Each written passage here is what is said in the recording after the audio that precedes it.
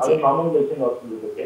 জি আমার একটা প্রশ্ন ছিল, আমার লাউ গাছের পাতাগুলো কেমন জানি ঝুলে ঝুলে পড়ে যায়, এটার জন্য আমি কি পদক্ষেপ নিতে পারি? ঠিক আছে দর্শক, আপনাকে অনেক ধন্যবাদ। আপনি আমাদের সাথেই থাকুন, আমরা আপনার প্রশ্নের উত্তর নিয়ে কথা বলছি। স্যার, লাউ গাছের পাতা যদি হলুদ হলুদ রং হয়ে যায় আসলে তাহলে কি করা যেতে পারে? এখন লাউ গাছের পাতা যে হলুদ হয়ে গেছে, এখন হলুদ নাকি একটু সাদাতে হওয়ার কথা। আচ্ছা, সাদাটা হচ্ছে, যদি সাদা হয় তাহলে এটা হচ্ছে এক ধরনের রোগের কারণে হয়ে থাকতে পারে। এটা যদি হয়ে থাকে তাহলে রোবরাল বা এই ধরনের যে কোনো ফাঙ্গিসাইড উনি 3 গ্রাম 1 লিটার পানির সাথে মিশিয়ে একবার স্প্রে করলে পাতার উল্টা দিকে যদি সাদা সাদা হয়ে থাকে, যেটাকে উনি হয়তো হলুদ বলতেছেন, তাহলে এটা কয়েকদিনের মধ্যেই সেরে যাবে। আচ্ছা। আর ইনসেকটিসাইডসের ক্ষেত্রে আমার মনে হয় ডোজিংটাও অনেক আসলে ইয়েস, এটা গুরুত্বপূর্ণ।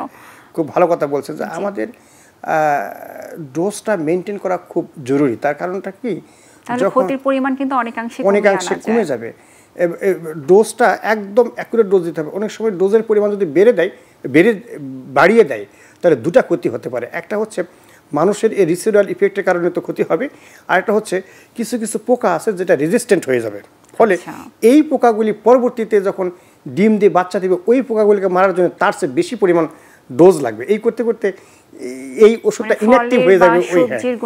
তখন এই ইনসেকটিসাইডটা ওই রেজিস্ট্যান্ট পোকার জন্য আর ইউজ করা যাবে না। তখন এটা দেওয়ার কোনো কাজ হবে না। এই জন্য কৃষকেরা বলে যে, মাঝে মাঝে বলে, আমাদের কাছে বলে যে এই ওষুধ দেওয়ার কোনো কাজ হচ্ছে না। কিন্তু কারণটা হলো যে তারা তো আসলে ওভারডোজ দিয়ে ফেলছে, আগেই ওভারডোজ দিয়ে কিছু কিছু পোকাগুলিকে রেজিস্ট্যান্ট করে ফেলছে। আচ্ছা স্যার, তাহলে আমাদের কৃষক ভাইয়েরা এই যে ডোজিং এর ব্যাপারটা, তারা তো সাধারণত দেখা যায় দোকান থেকে যখন কিনেন জিনিসটা ওখান থেকেই শুনে নেন, তাহলে তারা এই গাইডলাইনটা তারা আসলে কোথা থেকে পেতে পারেন? এইটা তারা আসলে প্রত্যেক ইউনিয়নে কয়েকটা করে ব্লক সুপারভাইজার থাকে।